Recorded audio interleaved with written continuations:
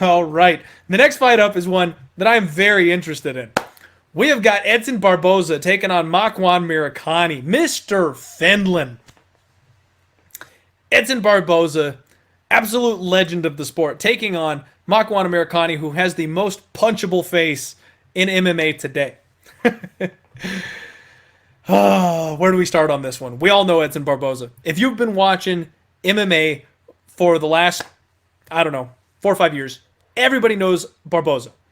Dude walks forward, dude throws leg kicks, he throws spinning kicks. That's all he does. Big, big power, looks for the KO, just hammers leg kicks. You do not want to be at kicking range with this guy. The only problem with Barboza is he's really dropping off kind of late here. He's 1-5 in his last 6. Now, he may have been robbed in his last fight. It was extremely close between him and Ige.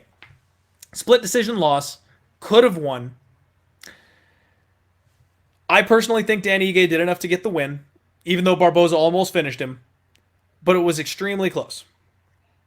Now, here he comes against Makwan Amirkhani. This is a big, big step up for Makwan Amirkhani. We have to get that out of the way right away. I like fading fighters in step-up opportunities. This is one where I'm going to turn that on its head just a little bit. Makwan Amirkhani has one of the sickest submission games I have ever seen. As much as I hate this guy's face, he is a strong, physically strong, powerful wrestler who's been working very, very hard on his boxing. If he gets a body lock on you, you're going down. This guy is able to just body you to the floor if he gets a hold of you. When it hits the floor, he is the scramble master. This guy can scramble to any which position and has so many offensive submission opportunities on the mat that it's unreal. I want to talk about Makwan for just a second. He averages 3.16 takedowns per 15 minutes. That is a high level of takedown output in the UFC. He's only got 36% accuracy, but what that means is he just never stops. What we've seen Edson Barboza struggle with in the past is people who can take him down. Kevin Lee, Khabib, Ige. The people who threaten that takedown stifle the offense of Edson Barboza because he knows he's got a hole in his game there. He knows he can't hang there. So he really struggles with even just that threat of the takedown opportunity. If Makwan plays this right, if Makwan is all in or all out, I think he's going to cause Edson problems. Because Edson is going to do everything he can to keep Makwan away from him. And then when Makwan finally closes the distance, Barboza's not going to want to throw knees because those will get caught. They'll get taken down. Barboza's not going to want to be up against the fence because Makwan can use that fence and drag his hips out. Barboza also being a primarily kicker striker, very technical terms I'm using here, a kicker striker. Edson Barboza is going to look to throw leg kicks. He's going to look to throw body kicks.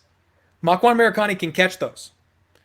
If Makwan's strong, dude, very physically powerful. If he catches a leg, Barboza's going down. And in my opinion, if Barboza hits the mat, Makwan chokes him out. This is a prime spot for potentially an under, because either Barboza lands that knockout blow or Makwan Amirkhani gets him to the floor and chokes him out. But I'm actually going to roll the dice on Mr. Finland. Now, I messed up. I went ahead and locked this one in early because I thought a lot of people would see what I'm seeing. A skidding Edson Barboza in his second featherweight fight, an older fighter cutting a lot of weight. We don't know how he's going to look. We don't know how he's going to handle. Those weight cuts are going to take their toll on him eventually. I like Makwan Amirkhani here, and I'm going to take that shot. I got him at plus 175, and I got in way early. Now he's plus 220 in some places. It's just been a landslide of money for Edson Barboza, and I really thought it was going to go the other way. So I goofed, but I love this dog spot. I absolutely love this dog spot. Again, we have to acknowledge the step up in competition. Edson Barboza has fought the best of the best, and now he's fighting a kid who's really getting his first opportunity to get into title contention here. But I think the stylistic matchup is perfect for a guy like Makwan. Because it's not like... So when Makwan got really knocked out against Shane Burgos, first off, Burgos is big. Burgos is strong. He is really hard to take down in this weight class, and he's a boxer. So Burgos' feet never left the ground. There's no opportunity for Makwan Amirkhani to get in and get that submission. And then when he wasn't able to get in to get that submission, he had to deal with the hands of Shane Burgos. And we know the power that Burgos brings to the table. So he took a beating from Burgos in that spot.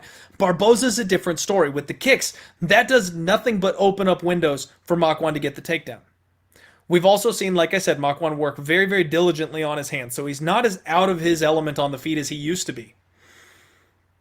And Barboza's not as much of a boxer as he needs to be, in my opinion, to throw that kicking game out. He's going to need to use those legs. That's how he wins. Mystic Sosa, thank you, my friend. Like the video, you degenerates. I'm going to take the shot. I do feel like this is a nice stylistic matchup for Makwan, and he could eat a shin and be unconscious in 60 seconds come Saturday. I'm not telling you that won't happen. But I'm actually tempted to add more money on at plus 220 because I think this line is out of control. I liked it at plus 175, and if he gets up to plus 250 or some shit, I'm definitely going to have to throw more money on Makwan Amirkhani because I very much think this is a changing of the guard spot. Edson Barboza has had his time. He's had his shots. He's coming off of a long, long run of losses. And yeah, maybe he can turn this kid away. Maybe he's got one more in him. But I don't know that he does. And like I said, those cuts, the weight cuts, cutting down to 155 was hard for him. Now he's cutting down to 145. And getting that done the second time, I mean, he looked good the first time, but getting it done a second time, yikes. That's eventually going to take its toll on an older fighter that's got a lot of miles on his body. And yet, Neil at Security saying Barboza's already retired. He isn't mentally there anymore. And that's very, very possible. That's the kind of thing you've got to take into account. You know, Gold Caps, it's a decent question to ask yourself something like what Dan Ige would do. And honestly, I think that's a great fight. But it's a different matchup. You know, in MMA, we've got to look paper, rock, scissors. You know what I mean?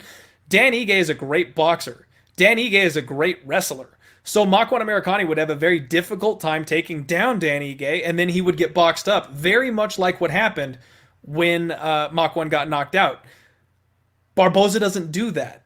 In MMA, A plus B does not equal C. MMA math doesn't work. MMA math does not work.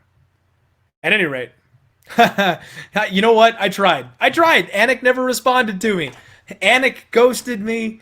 Bizbing ghosted me. I'm trying to get you guys those big names. But hey, we've got some cool guests coming up. I got to tell you guys, I've got guests lined up for the next 3 weeks in a row.